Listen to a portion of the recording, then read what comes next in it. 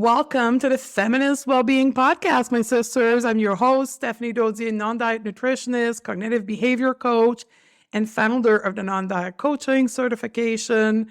I've earned my PhD in diet culture, and at the age of 40, after graduating with my degree, I ended my dieting career, and I'm here today to guide you on how to feel damn good by reshaping your mind, not your body. And today, we're going to talk about what I titled this podcast to be Your Brain on Patriarchy. And it's really about our mindset and how, in this case, the belief system of patriarchy impacts women's brain and how that results in impacting your well-being.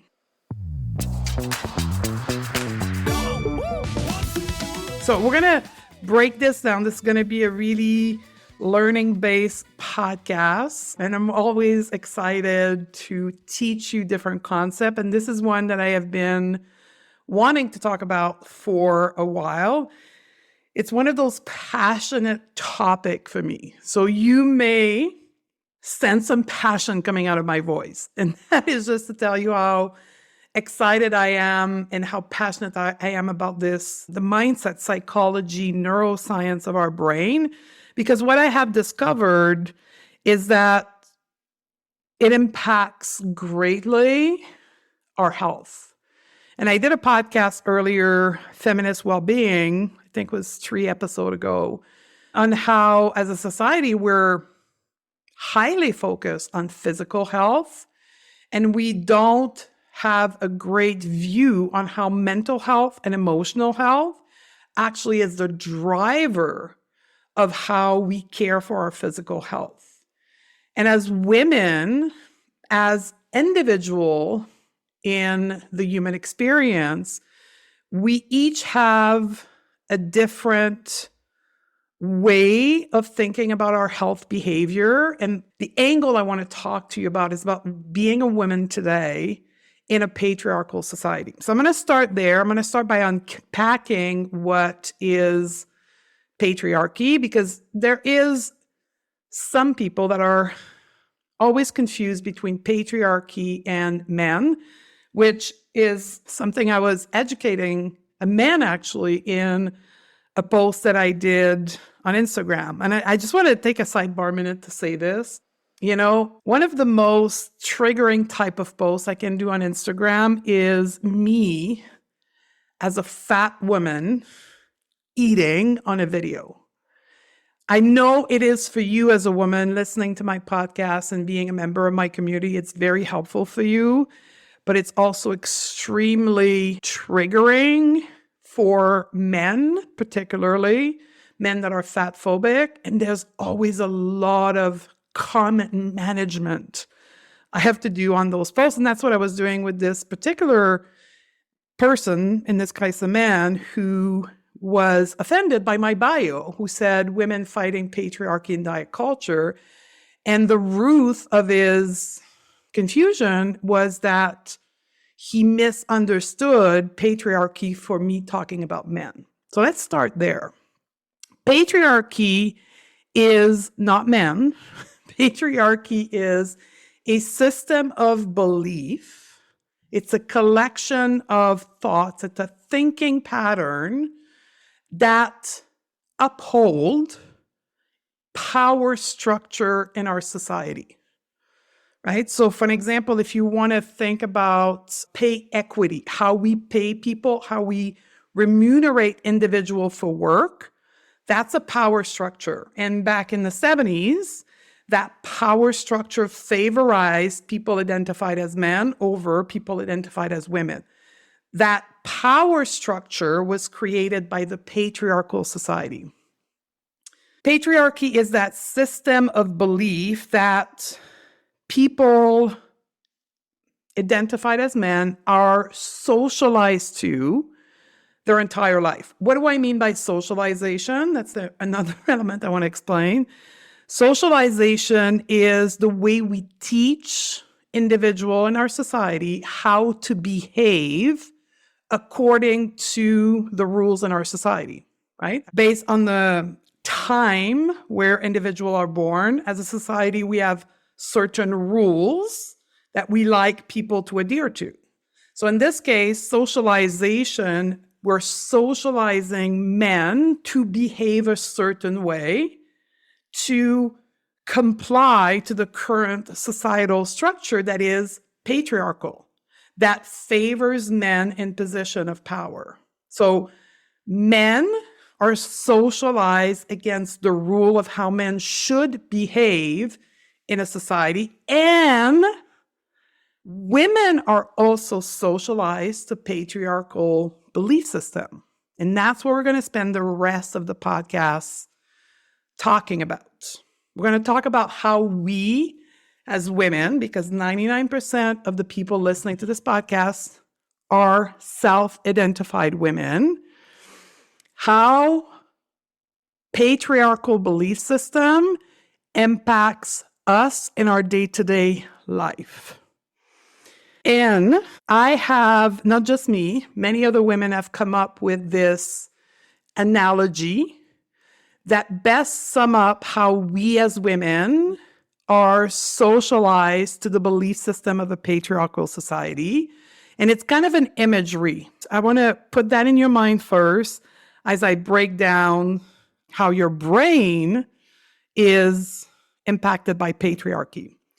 And this analogy is this one: the good girls.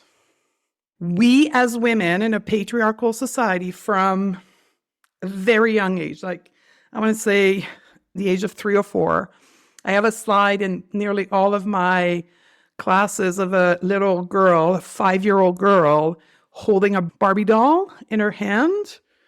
That's the beginning of our socialization to patriarchy. That's how we form the brain.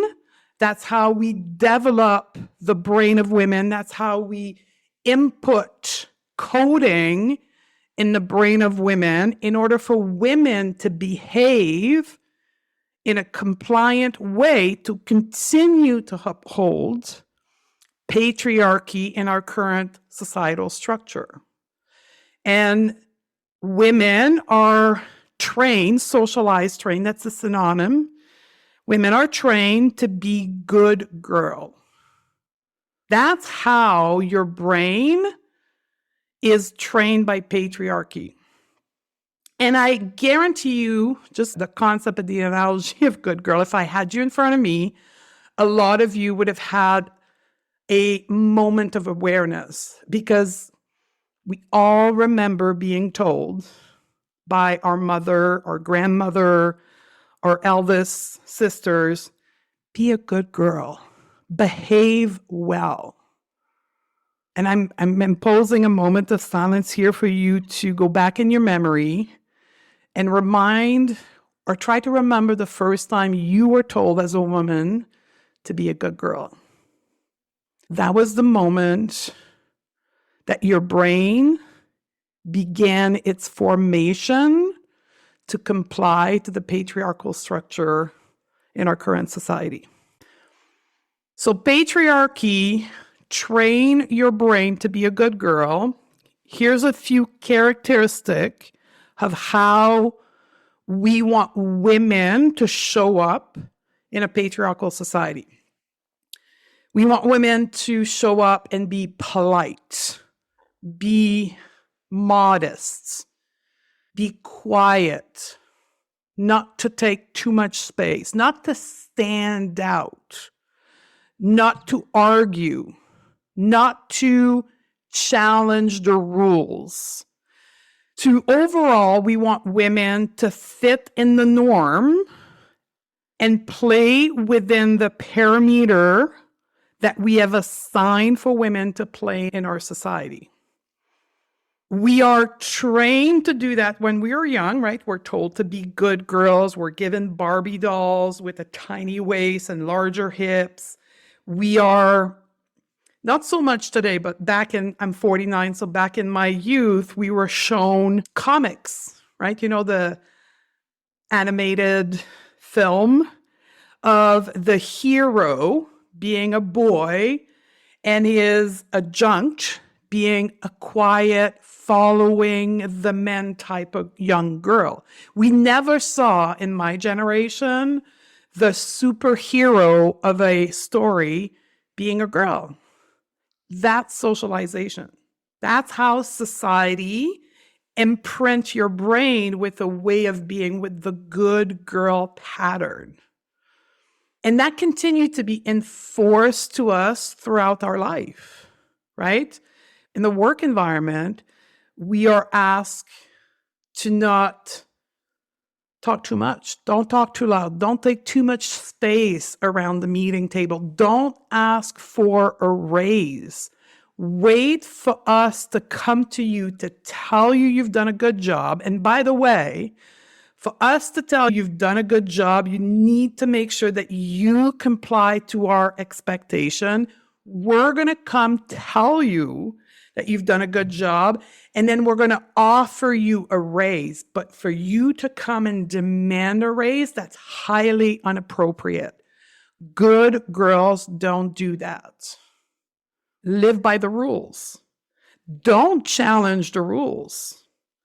Right away, as I'm saying that, I saw a post, and that's coming up in my mind to illustrate that. It's a Black female track athlete who won a medal at the Summer Olympic game. And right after the game, decided to have a child with her partner and went to her sponsor, Nike.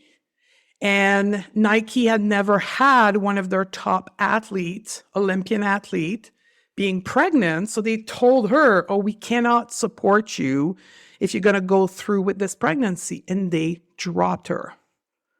They dropped her because she wasn't following the rule that Nike had established for how women, female athletes were supposed to behave. Here's the problem. The rules that were made for athletes at Nike were made for men. So they didn't foresee their athlete becoming pregnant, and they weren't willing to bend the rule for a woman athlete. So they dropped her. So she went to the competitor and signed with the competitor. Yeah, you go, girl. But that's patriarchy.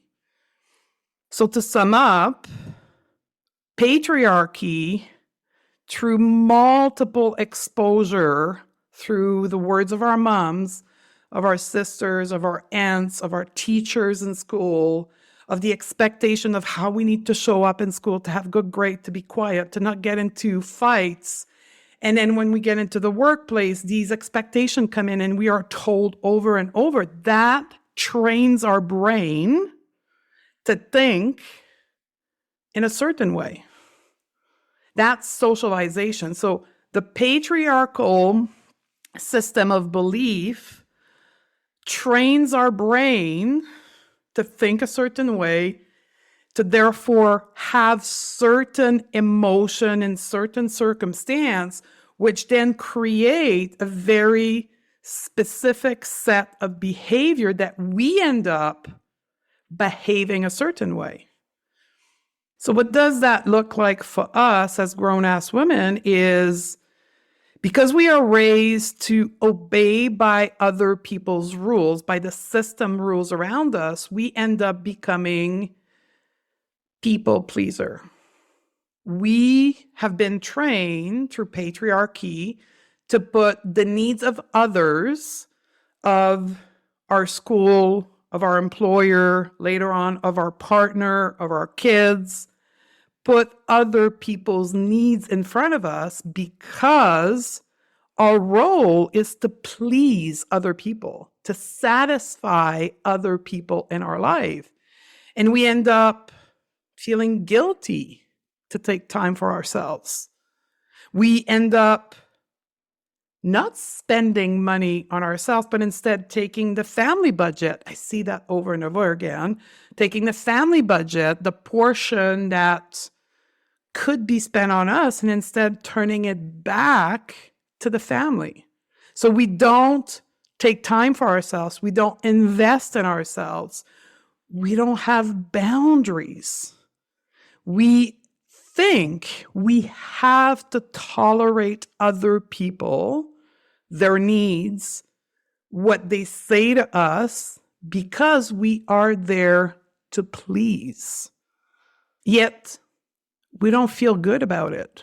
We know something is wrong. We don't know what is wrong, but we know something is wrong and we feel guilty. We feel shame. We feel resentful, but we never express that to our family circle, to our partners, because we think something is wrong with us because we are told we should be wanting to please people, but we don't feel good pleasing other people. So it must be us. Something is wrong with me. So we struggle with this emotional load because we think, I just can't figure it out, right? It's just something's wrong with me. I just can't do what I'm supposed to be doing. So I'm just going to suppress and avoid this emotion because if I could only figure it out, I wouldn't feel this way.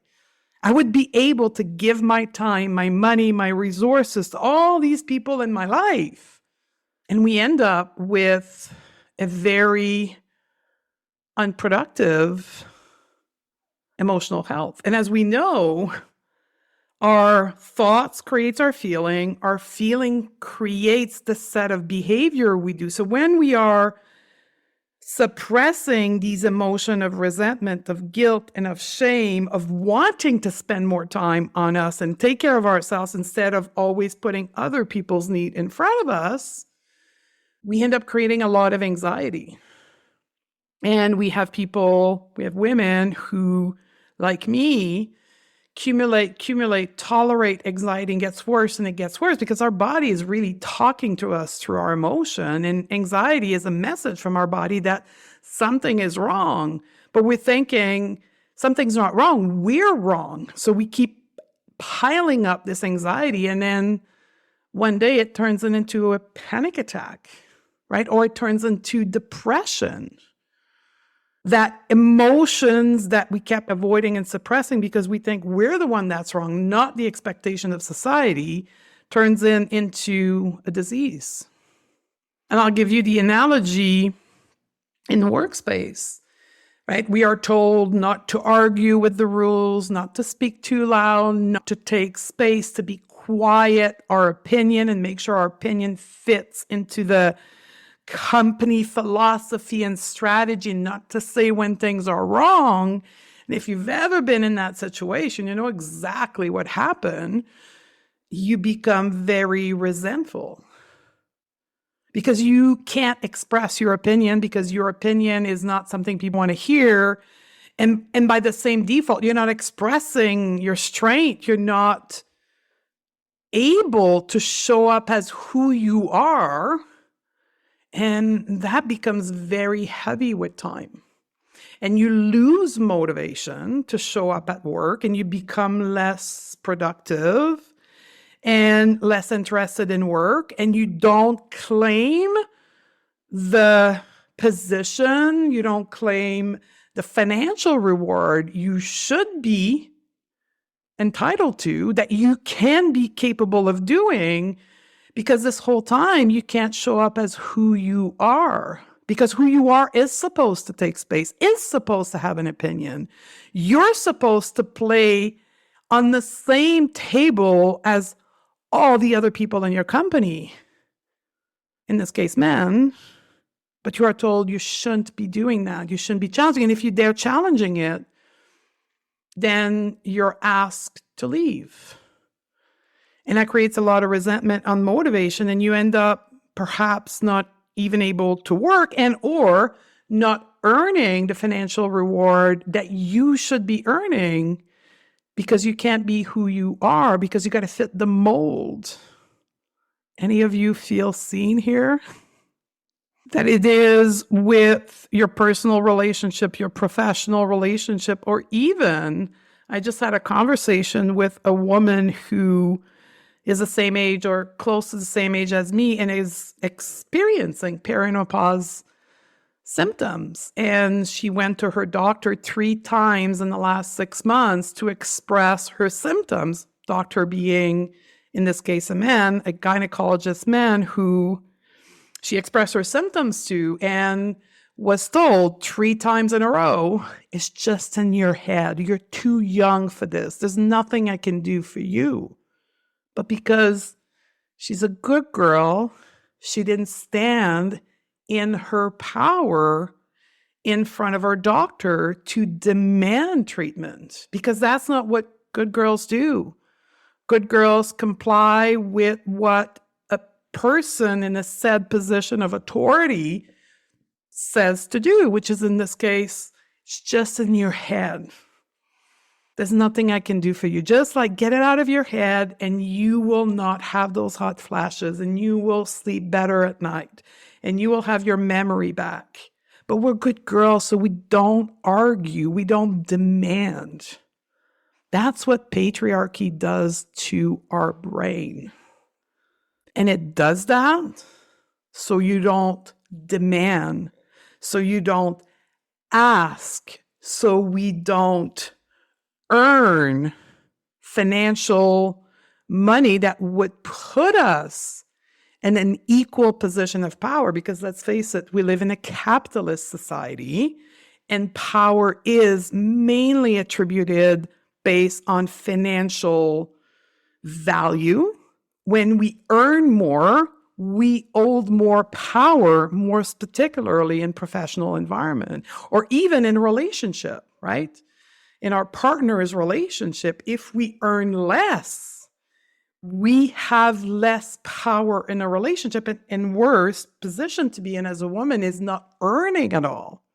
Yet, this is what traditional, I want to do a whole podcast on trad wife, but that's what traditional wife on very patriarchal philosophy and belief system would have women, or had women do, and many women got out of that model, be a traditional wife, be at home, not earn any money, take care of the family while husband goes out and earn money.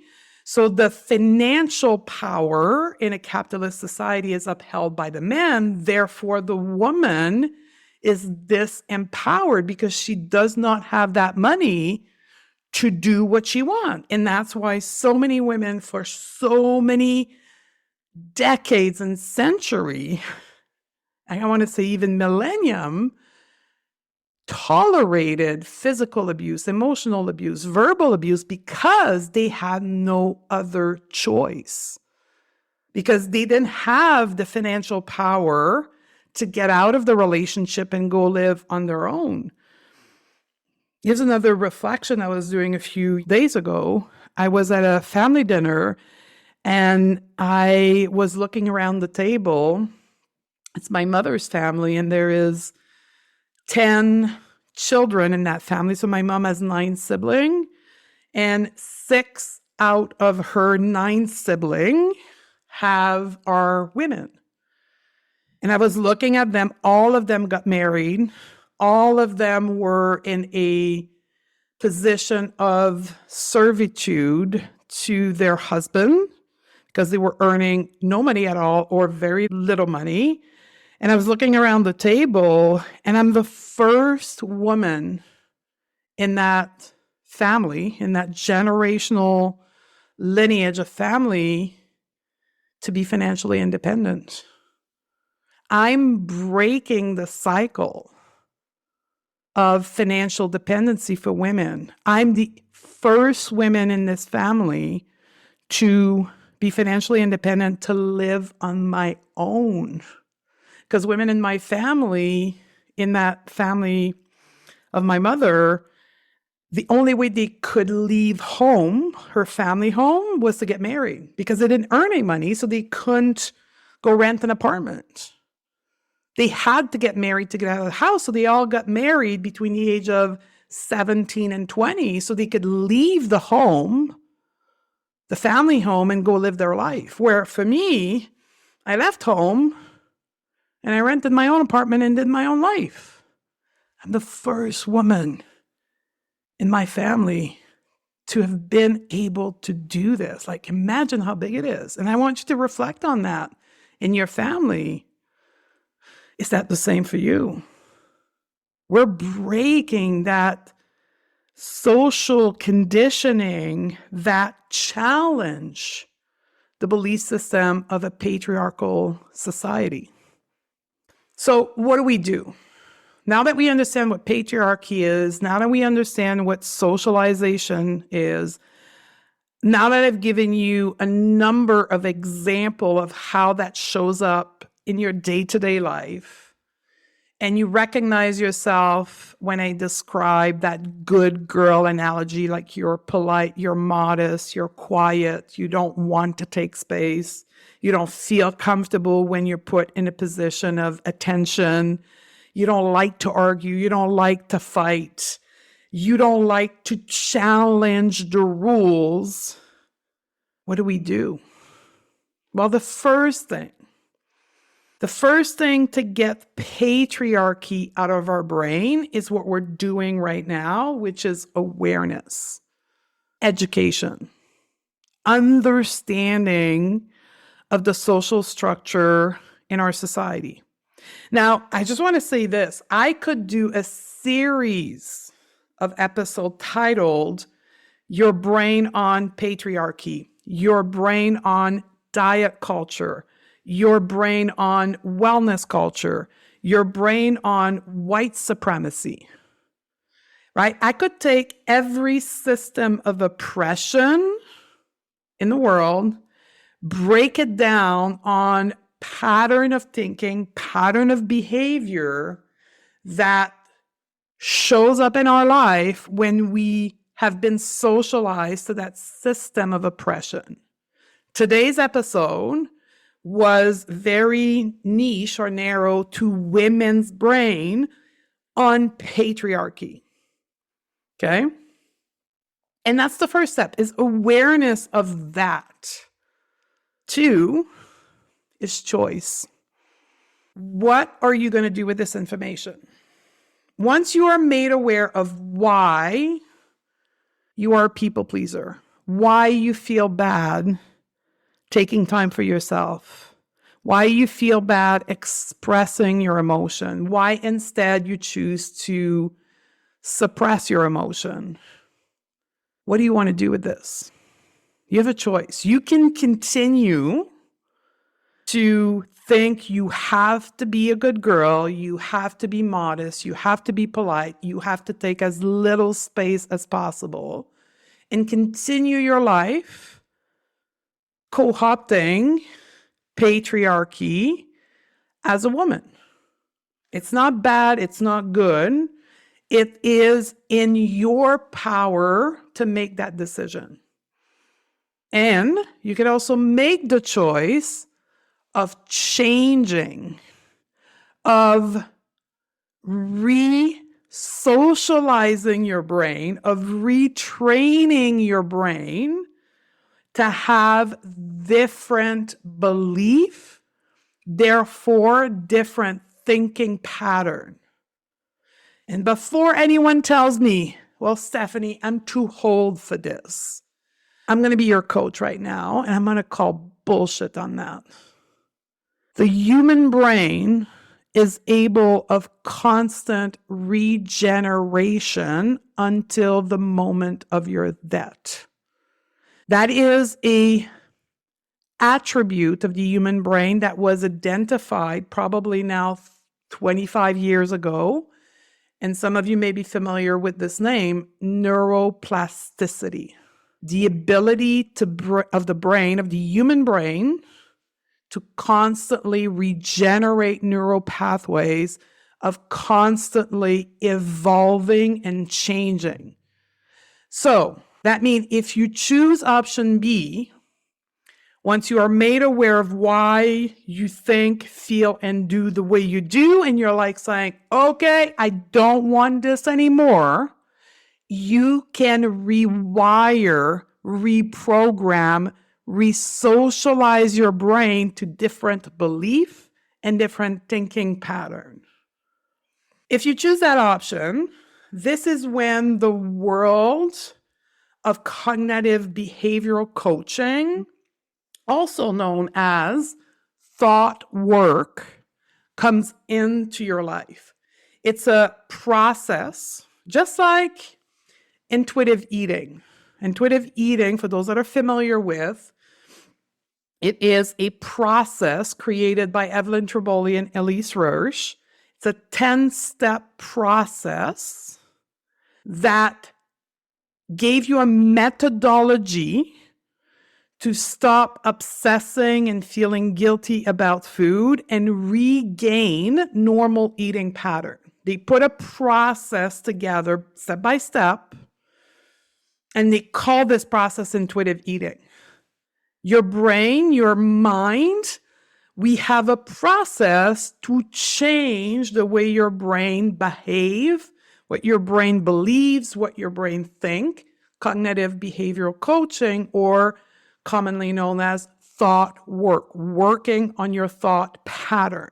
So one by one, you excavate the socialized belief and thought pattern you were exposed to. As far as you can remember, you excavate them one by one. You look at them.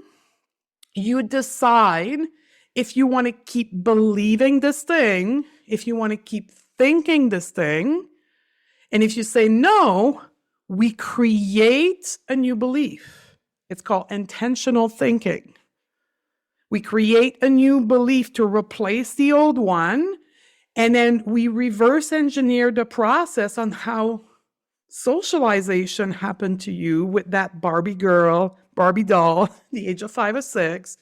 We re-expose the brain to a new belief, and over time, the brain rewires the neural pathway to think differently. I'll give you a prime example of that from my life, and many of you's life, if you've done the work of body image. You were likely socialized and believed for many, many years, if not decades like me, that fat means you are a bad, terrible person. Today, after doing the thought work, the cognitive behavioral coaching process, I no longer believe that. I believe that my body is a tool for me to experience my life. It doesn't mean anything about me. I believe that I'm innately worthy. Up to my late 30s, my beginning of my 40s, I believe that my worth was reflected by the size of my body. So if I was fat, I was unworthy. And if I was thin, I was worthy. So depending where my body was on the scale of thinness, I felt unworthy or worthy.